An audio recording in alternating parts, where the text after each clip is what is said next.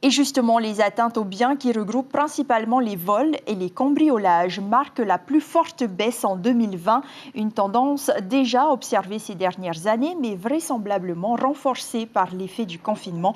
De manière générale, la délinquance a été contenue l'an dernier grâce aux restrictions sanitaires, mais des points noirs viennent entacher les statistiques. Les décès liés aux accidents de la route, 29 ont perdu la vie, et les violences conjugales. Pour en parler, le général Frédéric Saulnier, commandant de la gendarmerie pour la Polynésie.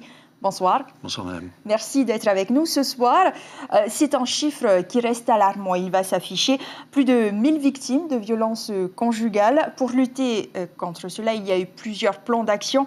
Le Grenelle des violences conjugales en 2019, le plan Agir 2020 face aux violences, des actions de grande ampleur, mais qui pour autant ne font pas diminuer les statistiques. Comment est-ce que vous expliquez cela ?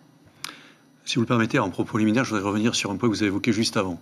Vous avez expliqué donc, la baisse donc, des atteintes aux biens et notamment des cambriolages par l'effet du confinement, c'est indéniable. Il y a également un facteur qui est, je dirais, pas uniquement exogène, qui est lié donc, à l'activité des services répressifs, donc à l'activité des services judiciaires, puisque 39% des faits de cambriolage ont été résolus cette année en 2020. Et donc, quand un délinquant est incarcéré, eh bien, il ne nuit plus. Donc, je crois aussi que cette baisse est expliquée à la fois effectivement par le confinement, mais également par une bonne réponse pénale, une bonne activité de services répressifs. Pour répondre à votre question donc, sur les violences intrafamiliales, et notamment les violences conjugales, il est clair que nous sommes ici en Polynésie face à un problème qui est pérenne, qui continue, je dirais, d'augmenter ou d'être au moins stabilisé. Mais je dirais c'est aussi en lien, pour expliquer votre question d'une manière statistique, en lien avec le fait que nous avons fait une grosse opération pour essayer de révéler les faits qui étaient jusqu'à présent donc cachés dans les familles. Donc il faut apprendre les statistiques, je dirais, positivement ou négativement. En l'espèce, je dirais que le fait que ces statistiques augmentent doit être envisagé positivement, paradoxalement. Ça prouve que ce qui restait auparavant dans la sphère privée, dans la sphère cachée, aujourd'hui est mis sur la place publique. Et c'est une excellente chose. Les victimes parlent. Les victimes parlent. Il faut libérer la parole. Auparavant, les gens se taisaient, étaient victimes de ces violences, et c'est insupportable. Et effectivement, comme vous l'avez suggéré, nous avons essayé de structurer notre réponse par rapport à ça, notamment en mettant en place un plan Agir avec 15 mesures qui apportent toute leur pertinence aujourd'hui. Et on a vu à partir de leurs fruits alors. Tout à fait. Et on a vu, pour illustrer le propos au niveau statistique, à partir de novembre 2019, au moment où ce plan a été lancé, une forte augmentation statistique. Nous étions à plus 40% début 2020 de faits statistiques. En fin d'année, au moment où je vous parle, nous étions à peu près 5% en fin d'année d'augmentation globale. Ce qui prouve qu'il y a eu cet effet majeur de libération de la parole. Et donc, j'espère que dans les années à venir, nous aurons maintenir ce chiffre le plus bas possible, bien sûr, mais en continuant à libérer cette parole. Parce qu'encore une fois, des plans efficaces. Pour aider les victimes aussi, justement, le téléphone grand danger qui existe déjà, et puis un nouveau dispositif, le bracelet anti-rapprochement. Pensez-vous aussi que ces outils seront à la hauteur ? Tout à fait. Le téléphone grand danger est déjà mis en place. Vous l'avez suggéré. Nous en avons actuellement 7 actifs sur la Polynésie.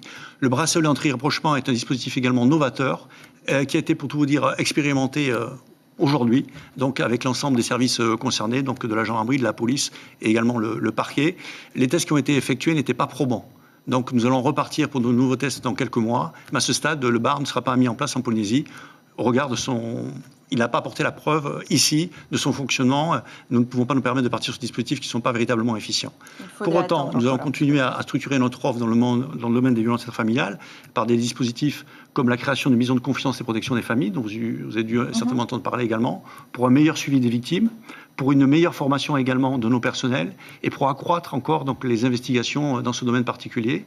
Donc nous allons adosser ce dispositif sur l'ex-BPDJ, Brigade de prévention de la délinquance juvénile, avec l'apport de nouveaux effectifs, donc service civique, réservistes et recrutement surtout d'une deuxième intervenante sociale qui va prendre en compte notamment la problématique des archipels, que l'on oublie parfois, mais il y a également des victimes de violences dans les archipels et nous allons le prendre en compte. Qui est mené en collaboration avec plusieurs partenaires. Alors, on va parler de l'ICE, cela reste des moyens de lutte, ceux que vous venez de citer. Il y a pour l'ICE l'OFAST, l'Office anti-stupéfiants qui vient d'être installé.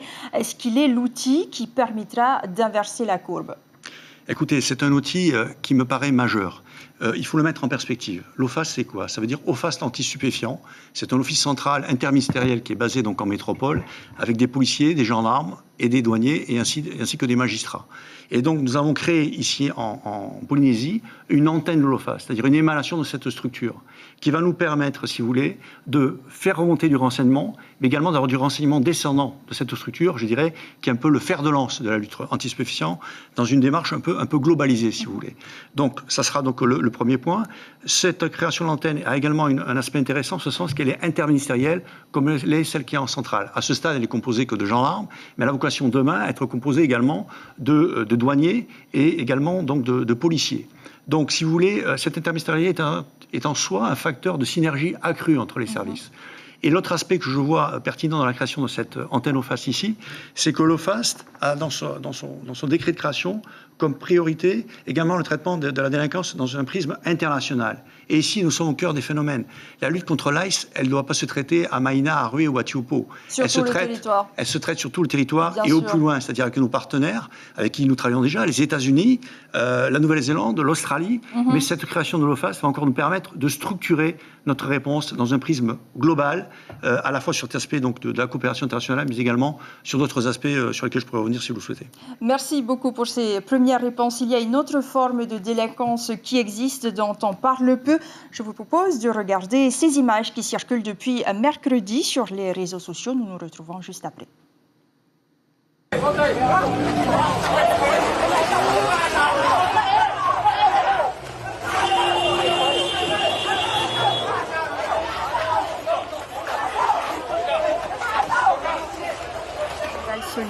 Très rapidement, le temps passe très vite. Les bagarres de rue est un phénomène auquel vous êtes confrontés aussi à l'extérieur de la zone urbaine.